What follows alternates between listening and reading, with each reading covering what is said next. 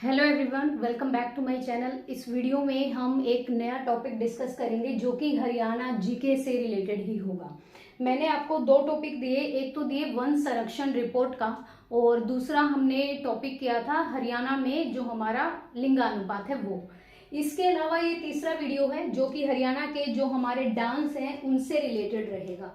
मैं आपको जो यहाँ बोर्ड पे लिखे हैं एक तो वो, और इनके अलावा 5-6 और नृत्य हैं जो मैंने नोटबुक में लिखे हुए हैं, वो भी मैं यहाँ पे डिस्कस करूंगी। इसके अलावा आपको कुछ भी अलग से पढ़ने की जरूरत नहीं है।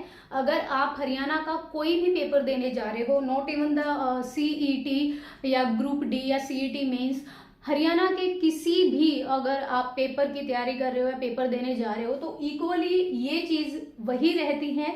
ये हमारा स्टैटिक जीके का पोर्शन रहता है बेसिकली, जो कभी चेंज नहीं हो सकता। इसमें एड ऑन हो सकता है कुछ या यहाँ से सब्ट्रैक्ट हो सकता है।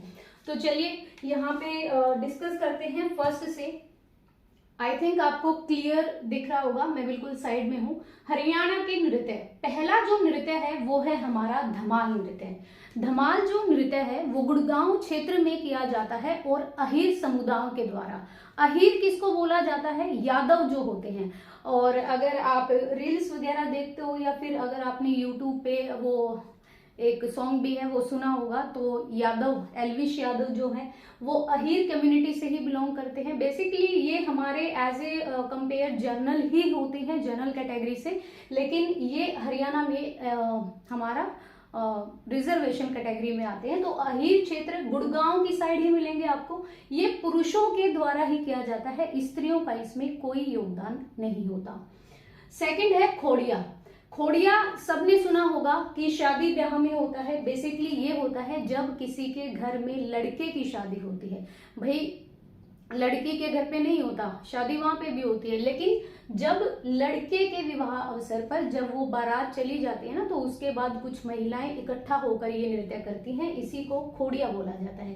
इसी से रिलेटेड एक और भी डांस होता है जिसे खेड़ा नृत्य बोला जाता है। खेड़ा नृत्य हमारे घर में या फिर कहीं पे भी अगर किसी बुजुर्ग की मौत हो जाती है, चाहे वो महिला हो या फिर पुरुष हो, तो उसके सम्मेलन में किया जाता है। और ये एक शौक पर किया जाने वाला नृत्य होता है, खुशी में नहीं गम में। वो खेड़ा होता है, ये खोड़िया है।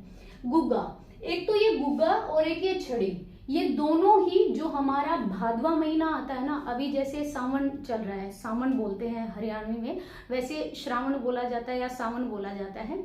तो इससे नेक्स्ट जो मंथ आएगा तो उसी माह की 9वीं को ये किया जाता है। और ये हिसार में गुगा मेड़ी का मेला भी लगता है। अगर आपके घर में कोई होगा भक्त जो होता है वो गुगा मेड़ी जाता है, और उस पे ही जिसकी भी ये होती है ना कि भाई हमारी तो गुगा मेड़ी की मान है, तो वहां पे कुछ चढ़ावा चढ़ा के आते हैं और वो रात में किया जाता है। फाग जो नृत्य होता है ये होली से 2 हफ्ते पहले या 15 दिन पहले किया जाता है, स्त्रियों के द्वारा किया जाता है। इसमें पुरुष इंटरफेयर भी नहीं कर सकता, देख भी नहीं सकता। लूर नृत्य क्या होता है सबने सुना है, लेकिन इसके बारे में मैंने कुछ और भी पढ़ा एक्स्ट्रा। हरियाणा के बांगर क्षेत्र में होता है, बांगर क्षेत्र के आसपास, और इसमें 2 टीमें होती हैं, 2 अपोजिट टीम होती हैं। या तो आपके घर में अगर बेटी हुई हो तब होता है ये, या फिर अगर विवाह से संबंधित अगर सफलता है, मतलब किसी का रिश्ता टूट गया या फिर किसी की शादी टूट गई, तो उसमें ये किया जाता है। घूमर नृत्य क्या होता है? ये हमारे राजस्थान के आसपास जो हरियाणा के जो क्षेत्र सीमा शेयर करते हैं, जैसे महेंद्रगढ़ है आपका दक्षिणी एरिया जो है, उसमें ये किया जाता है। बेसिकली ये हमारा नहीं, ये राजस्थान का ही है। मंजीरा नृत्य क्या होता है? ये मेवाड़ क्षेत्र में किया जाता है मेवों द्वारा, और ये डफ होता है इसमें, मंजीरा और नक्कारे, मतलब ये डांस के समय यूज होने वाले ये वो क्या है, उनके डांस के समय यूज करते हैं, इसी के थ्रू डांस करते हैं। छठी का नृत्य क्या होता है? शिशु के जन्म पर, ठीक है, अगर किसी के घर में बच्चा पैदा हुआ है तो उसकी छठी होती है 6वें दिन, उसमें ये किया जाता है स्त्रियों के द्वारा। छड़ी नृत्य सेम एज टू गुगा, भादो नवमी पर रात में पीर की पूजा करने के बाद, पीर की पूजा हम मुस्लिम लोग भी करते हैं और हिंदू लोग भी करते हैं। डमरू नृत्य पुरुष लोगों के द्वारा, तीज का ये महिला झूला झूलती, अभी तीज आने भी वाली है। रास का जो नृत्य होता है, रास हो गया, रसिया हो गया, दोनों ही श्री कृष्ण लीला से संबंधित हैं और पलवल और बल्लभगढ़ में किए जाते हैं। आई होप सो कि आपको समझ आया हो। इसके अलावा मैं इरेज करने जा रही हूँ और मैं कुछ और नृत्य यहाँ पे लिखने जा रही हूँ जो 2-3 इम्पोर्टेंट है और जो एक्स्ट्रा भी है। तो एक बार मैं वहां पे भी देख लूंगी। एक तो हमारा है खेड़ा नृत्य। खेड़ा मैं आपको बता चुकी हूँ, खेड़ा नृत्य क्या होता है। एक हमारा है ये बुजुर्ग की मौत पे किया जाता है। एक हमारा है बांसुरी बीन, ये है। एक हमारा है तांडव। देखिए लूर में ना 2 डांस होते हैं, एक होता है तांडव और एक होता है लास्य। तांडव जो है ये पुरुष करते हैं और लास्य नृत्य स्त्रियां करती हैं, ठीक है।